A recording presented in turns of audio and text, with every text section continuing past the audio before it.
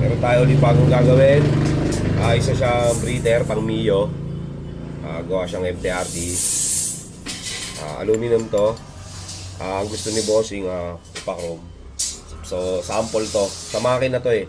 Magpapasample muna siya ng isa pag nagustuhan niya yung gawa. Papa-chrome. Marami siyang papagawa. So yun. Tignan nyo yung mangyayari dito. Breeder siya ng Mio. Sa gilid to eh. Ganun. Iko-chrome. So yun, nabangan nyo mga bossing. Let's go. Yon, good day sa atin mga bossing at madam. Ito, meron ulit tayong ipapakita sa inyo. So yun, maliit na pyesa lang naman to, maliit na pyesa. Ito na yung breather. Tinatawag nyo ito breather eh. Pang Mio Sporty. Ito yung sa gilid ng makina ng Mio motor. Ganun siya. So yun, nag-sample si Bossing. Ang sabi niya, pasample muna daw pag nagustuhan niya yung gawa.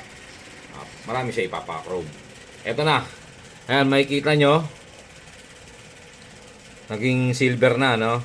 Siyempre yung loob, hindi siya pinapasok ng polishing natin. Kaya hindi siya ganong maintab. Pero yan, mismong labas niyan. Ayan. Tapos, ang gumawa pala na ito ay MTRT. May tatak siya MTRT. So yun, yan makita nyo, ito yung sample ni Bossing. Nag-sample siya ng isang piraso sa atin. Breather parts pang Mio Sporty. So yun, tignan natin uli yung mga susunod na papasalang o ano yung hatol ni Bossing dito. So yun lang po, maraming salamat.